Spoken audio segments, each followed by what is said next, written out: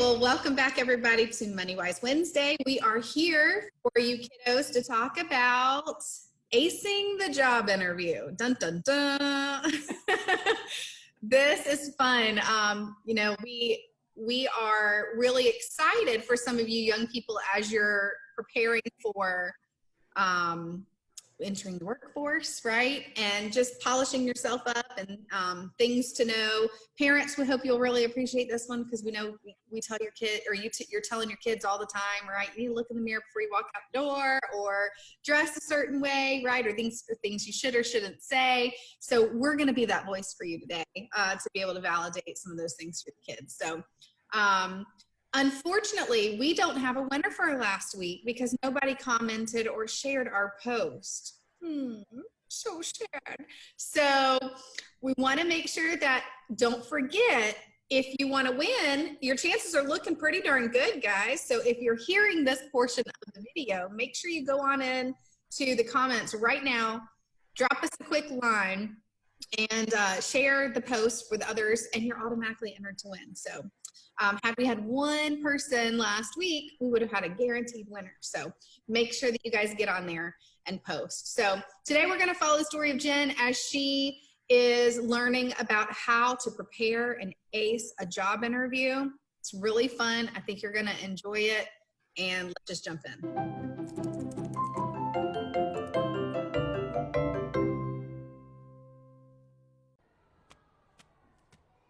Okay, Jen, you got this. The job is as good as yours. Wow. Hey, don't you have kids to tote? Not at the moment, but I could help you ace your job interview. For a price. Job interview tips from a talking kids ride? Seems legit. Wise choice. Now, let's get started. If you want to make a great first impression, you've got to ace what you wear. You're best off with something vibrant and memorable. Don't be afraid to express yourself. This getup might be a bit too formal. But it's my super fancy suit. I don't have time to go. Don't worry, lady. I got this. Wow, you're so talented. You also need to ace what you bring. For instance, your resume should be informative, tidy, and neat. Not a biographical epic. Oh. Just a sec. Oh, spiffy. I'm good to go. Whoa, lady. How much do you know about this establishment anyway? Candy museum? It's perfect for me because I love candy and guided tours. There's more to the museum business than you might think. So, ace what you know. Being informed about the company is a big benefit in any interview. Show some real interest, and they just might return it. You could check for info on blogs, news, the company website, and social media. Just don't get too familiar and start talking about awkward office party pics or something. Hey, I love that candy fair. I know tons about it, too. Gotta use that. Now you're talking. Yeah, well, it's really the talking part that makes me nervous. So take an improv class. Sign up for a public speaking workshop. You want to be clear, positive, and confident without oversharing. In other words, ace what you say. It also helps to know what your strengths and weaknesses are, so you can promote your strengths and be ready to address how you're improving your weak points. This way you don't get caught off guard in the interview. And keep in mind, a big part of what you say is body language. Wow, power pose. I see what you mean. Right? So, ace what you wear, ace what you bring, ace what you know, and ace what you say. Now get in there and land yourself that sweet job. Thanks. You know, you really should get paid more.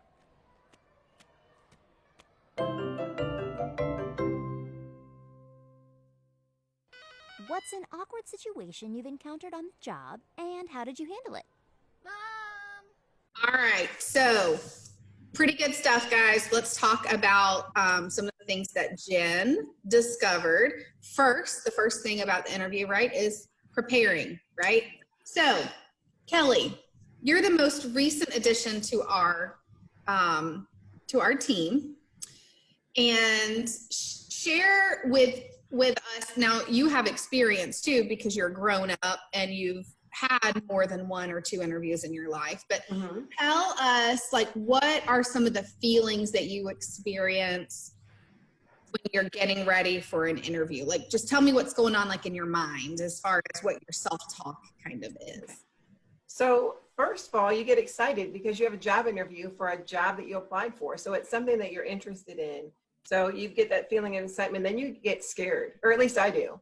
I get nervous, I get scared. You go through all these emotions and up until the time or during the time that you have the interview, but you just have to prepare yourself.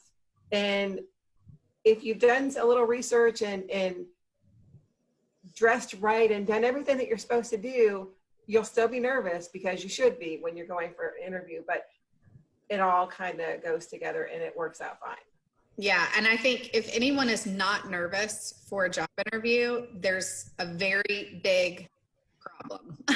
Like I would be worried about you. Maybe too much confidence, right? But don't tell them that you're nervous.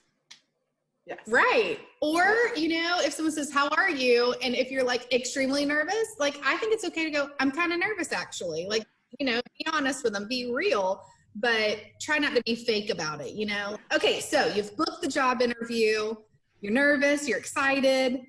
I do think that preparing with these steps can kind of help you not be as nervous because you feel more prepared, right? Maybe a little more notches of confidence there. Okay, so preparation is definitely key to a confident interview. Make the most of your prep time by, you know, following the steps here. So one, Jen learned about, the first thing was, what are you gonna wear, right? I don't know about you guys, but when I feel polished and I look presentable, I feel better. You know, like really, I really do. Make sure you have a polished professional look. Now, again, the other thing too, I'm going to throw another point in here, dress appropriately for the job. Right. So sometimes people go, well, I need to like wear a suit and tie for a position that might be, you know, more blue collar versus white collar. But so it's okay for you to, you know, still look polished and professional without having to go rent a tuxedo. Because people interviewing job tuxedos, you know what I mean? Maybe have a nice coat or something like that. Herschel, how about from a guy's perspective, what would you like to add to that? What I would say is, honestly, you can ask the employer what's the respective outfit or your look for the interview that day. Is it business professional? Is it business casual? Is it casual? Again, don't be afraid to ask the questions that's going to benefit you. Ask. They'll tell you. I'm going to always prepare and dress for the job that I want. The job that I want. Not the one that I'm going for, but for the job that I want. Yep, absolutely. Still be you, and throw, like Jen learned, throw in some of your favorite accessories or some flair in your wardrobe that really show your personality, and that show who you are, but kind of, you know, keep it subtle. Don't be super loud about what your style might be. All right, so what you bring, this is huge. Guys, I can't tell you how many times I've interviewed people. They don't have a pen to write with. They don't have a piece of paper to write on. Bring stuff with you, okay? Bring questions with you.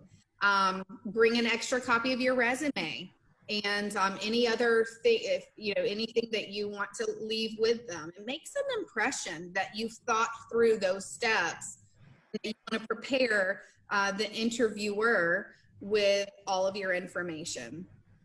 Be prepared to provide a list of references, even if you haven't been asked for that. That's a big one. A lot of folks may not necessarily ask for references these days. I think most companies, I think, do ask for references, but if they don't ask for references, how impressive would that be if you still provided it? And just to back up just a little bit, when we're talking about references, it doesn't have to be existing. This could be your first job interview. So it could be a reference from a teacher. Yes. From a family friend that you've interacted with in a way, because there's more on a reference than just work history. It could be your character, right? The type of person that you are. It could be if you're involved in a group or like a church or a nonprofit organization that you've volunteered and served with, organizations that you've worked with. those are great people to ask to be a reference. And those things speak volumes in regards to your character. Okay, ace what you know. Get creative in your research about the company. Know before you go. Okay. You're going to have questions coming from your interviewer that are specific to the type of business, obviously, that organization deals with. So do your homework. Don't go into it blindly. Find out a little bit more about, exactly what that organization, maybe some history on that organization. Find out what their mission is. Yes. Those things are all posted on their websites. Yep. Search Google and find out, are there any news articles? Go to their social media channels and find out what does it look like they're interested in, and how you might play a role in that as well. Herschel. Yes, please. Let me add just one additional component to what you've already layered on. One additional layer. Know where the organization is located. Know where you're going to interview. Plot your drive through and to that location before your interview is even on that specific date. Know how long it's going to take to travel there, because the last thing you want to do is show up late for your first interview. Listen, guys, 15 minutes early, you're on time. You show up on time, you're late. Know where you're going and how to get there. Please know about the company and know where you're going. Yeah, that's a good one. A company like us is a good example. We have offices all over the place in 12 counties. So it's important that you don't make an assumption. Ask the question, where exactly is my interview supposed to be, just to confirm when I get there, who do I ask for, where do I park, how will I get into the building, that sort of thing. That's very good addition. Okay, ace what you say. Verbal communication is only a part of the equation. Be mindful of your body language and maintain comfortable eye contact. Your posture can certainly help you appear more confident as well. And especially if this is your first time, ever doing an interview, it's okay if a little bit of nervousness comes through.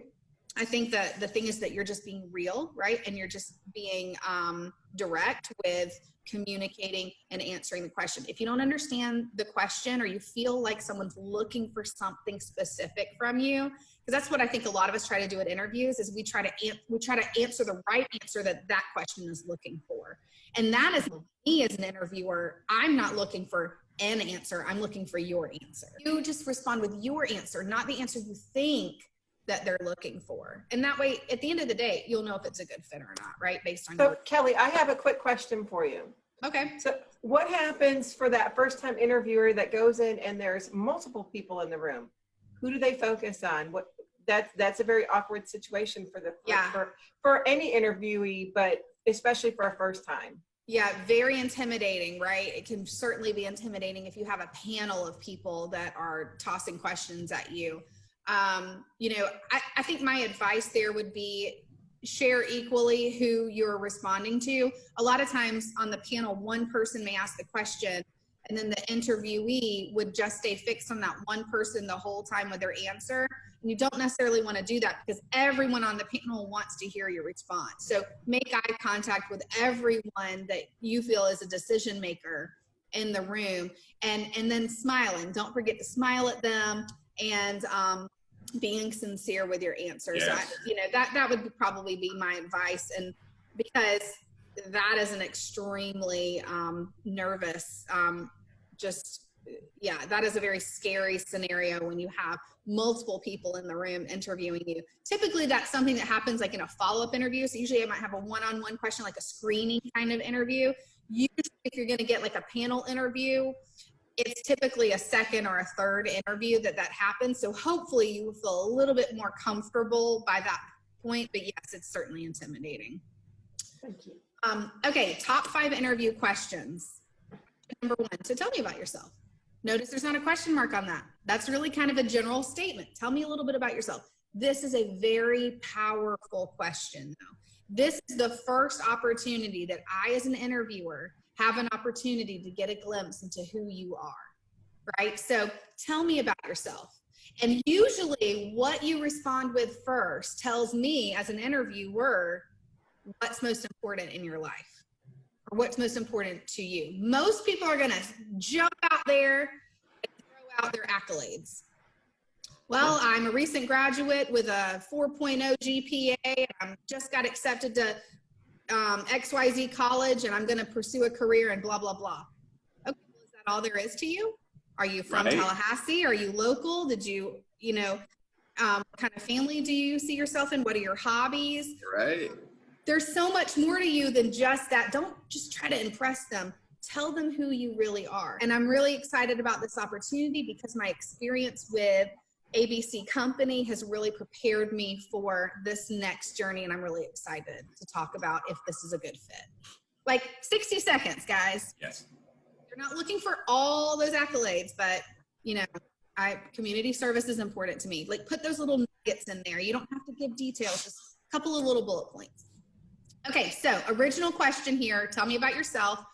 Alternate version might be, what's your story? Tell me what your story is, So while it typically is an icebreaker, it usually allows the interviewer to ask you follow-up questions. So they may go, let's talk about that for a little bit. Or they may find something that they have in common with you. Or they may find something that you're passionate about in that answer that fits nicely with one of the job expectations, right? Or the job roles that this particular role might be calling for. So let's move on. Question number 2. What is your greatest strength? Be prepared to answer these questions, guys, because these are hard. These are really hard. Okay. So, and I love when people are super honest and they go, I thought you might ask me that, or this is what I think is my strength. And then, but I also think it's my weakness, So, all right. So in that original question, what they're kind of looking for here is, why should I hire you? Or why is your strength valuable to this company in this role, right? What this question is really allowing the employer to do is see if your skills and your strengths align with that job. And it also allows them to get a feel for kind of your work standards, right? How you should answer that question. Speaking authentically about your strengths will set you apart from most candidates. Now, be careful, guys, not to give too many strengths, because you don't want to look like you're too confident. So you don't like, well, gosh, I have so many of them. Like, we don't, yes, you probably do have a lot of strengths. But let me see. Honest. Yeah. Right? Oh, let me count the ways. Seriously, let's try to be a little modest here. Maybe just pick your top 2. Like, well, my peers have told me that my greatest strength is reliability. I like Herschel, I always show up, really, I'm always, trying to be there for people, and I want to help, I want to help people. But also on the flip side of that, don't be too modest, so you don't want to dumb yourself down, or not dumb yourself, but you don't want to, dilute. Undervalue. Right, because exactly, you don't want to undervalue yourself. So don't be too modest there. Make sure that you're, explaining it or expressing them. All right. So of course we talked Kelly, about. may I with this one, Kelly? I have. Yeah, go for it. I was waiting for that nasty W word to pop up, right? The weaknesses, right? Like for me, I like changing that word in an interview setting to challenges, right? Because we all have challenges that we want to overcome, be it small, be it large. Substitute that word for weakness. We don't want you to feel as though it's a weakness. It's a challenge that you're working on independently, and you can do so many things to enhance that beyond your biggest dreams, right? So don't feel as though it's a weakness. Assume that it's just a challenge, and you're just gonna elevate that that much more. One thing to be really careful with here is, if you'll see right here under what it means, resist spinning a positive into a perceived weakness. So like an example, well, I've been told that I work way too hard. Okay, that kind of goes with the, I have so many strengths, statement. It's like, be careful turning that into, because again, we're asking with that question, we're asking how self-aware are you about those challenges that you have, and how aware are you of those things. So if you cannot answer this question prior to going into an interview, you need to stop and do some soul searching and actually maybe some humble pie, eat some humble pie lessons, because we all have, and sometimes we're in our own little world. I'd encourage you to reach out to someone that you respect, maybe a mentor or a parent or a close friend that you can ask, what do you see? But be prepared to listen and hear the answer. All right, question number 4, where do you see yourself in 5 years? Now, this sounds very cliche. It really does, but I love this question because I really think that it's important, and it's hard for you when you're younger. Where you see yourself in 5 years when you're younger is so different than when you're our age or you've already been in the workforce for 10, 15, 20 years or longer, and someone asks you, where do you see yourself in 5 years? So again, we're not looking for the right answer here. We really are looking for, knowing that this particular job, this particular role is going to help, it's a good match for what your career goals might be. I'm hoping that this is a launching pad to help me get there. And just say, I'm not really sure where I'm going to see myself in 5 years as far as a job or married or with a house or with a dog or with kids. That's not necessarily what this question is looking for. It's looking for your drive and your intentions and being just a good citizen, a good employee. I just want to be a part of something bigger than me, and I want to contribute and give back. That just shows maturity. That shows that you care, right? And that you're taking it seriously, all right? Question 5, how many quarters would you need to reach the height of the Empire State Building? This is an interesting one. Where are we going with this one? All right, if you get a crazy random question, it's highly likely that the employer is trying to see how you perform under stress and see if you're a creative thinker, right? Like I noticed when I was reading that, Kelly's eyes went, where are we going with this? And then Herschel's over there laughing because he's like, I could come up with a question. That's fine, right? But see, you see how personalities and how we read into what are you looking for here? Why are you bringing this up? So this question is really just, there to relax. Just relax. There's no right or wrong answer here. It's totally your opinion to help them learn a little bit more about you, your character, your personality. All right, so finding your voice with these confidence boosters, right?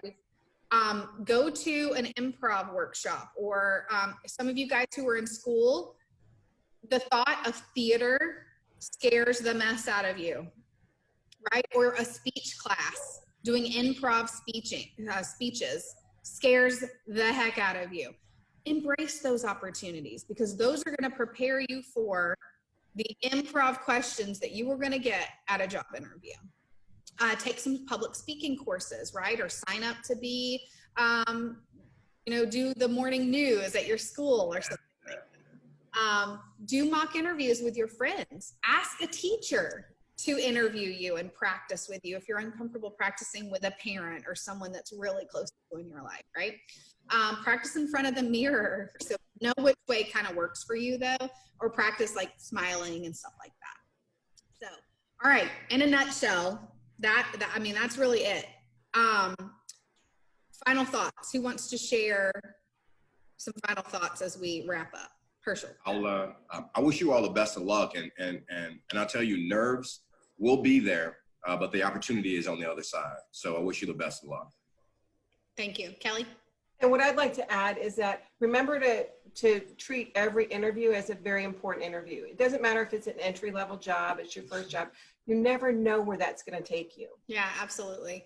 I think my advice to you guys is going to be if you don't get the job, or if you don't get a call back for the interview or a second interview, it's okay because it is just a job. However, I kind of see it as a blessing. If it doesn't fit, it wasn't meant to be, right? And so there's something else out there for you. You just got to keep asking and keep, polishing up and keep learning from every opportunity for the right one to kind of find its way to you. Yeah, and I think when you're true and honest with yourself too, because again, you don't know what you don't know.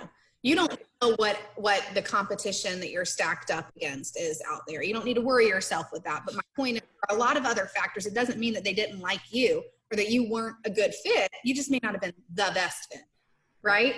And that other company, or that company might have just gone with someone who had one or two more notches just above you. It doesn't mean that you're not, you're not there. So try to stay focused on the positive things and that. So that would be my advice. So we leave you guys today. So, all right. Thank you guys for tuning in. We're done. We got to wrap it up. We're going to be talking with your parents at 12 o'clock today. And you kiddos are welcome to watch that too. You'll learn something from it. But thanks for joining us today. We look forward to seeing y'all next week. Bye.